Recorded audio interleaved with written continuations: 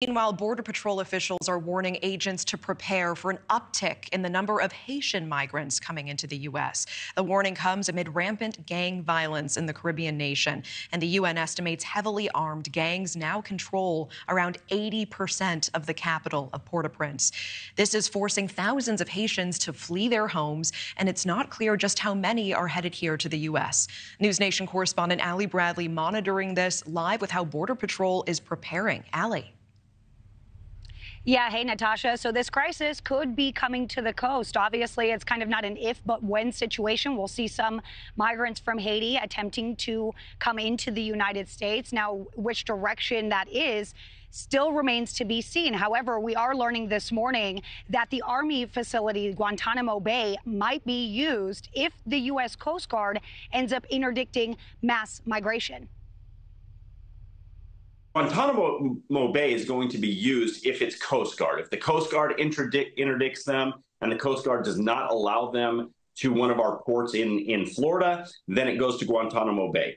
But those that come up to our southwest border, it's always going to be the Border Patrol that is going to deal with them simply because of the sheer numbers. And no, we do not have the infrastructure to deal with that. We just, anything above 1,000 apprehensions per day, and we're underwater.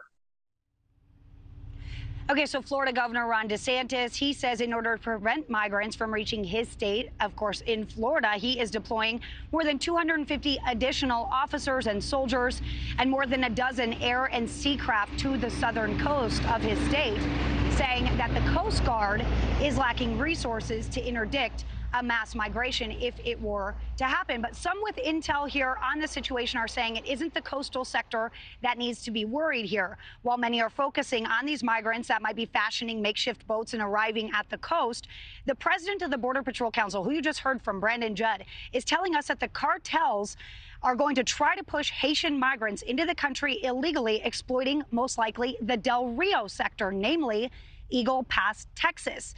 Now, that has been working for them. And so why break, why fix what's not broken? So they'll likely try that route again. Now, as you'll remember, more than 2 years ago under the Del Rio International Bridge, where nearly 16,000 Haitian migrants amassed, that infrastructure wasn't in place to handle that many people. And Judd says that the cartels could easily take a page out of that playbook again, with Eagle Pass pretty much being sealed off right now under Governor Abbott's Operation Lone Star. Now, let's give you a look at the numbers of Haitian migrants that we've seen this month when we compare them to last year. Now, we've seen that number more than triple. As more than 4,000 Haitian migrants have been encountered at our land crossings just this month alone. And in February, more than 11,400 migrants from Haiti were encountered so far this month, though it is tracking to be similar. Here's the thing, though. It's going to take 1 to 3 months for these individuals who are currently fleeing to actually get here. Now, Natasha, we can tell you the repatriations are still happening. The U.S. Coast Guard sent back 65 migrants from Haiti just this week, but the repatriation flights are being threatened. Brandon Judd confirming that those could be halted if the unrest continues there, the chaos continues there, because, Natasha, they have to have permission to land those flights back in Haiti. Natasha. Very interesting. All right, Allie Bradley live at the border with those latest details. Thank you. Thank you for watching. Go to newsnationnow.com to find News Nation on your television provider. And don't forget to click the red subscribe button below to get more of News Nation's fact-driven, unbiased coverage.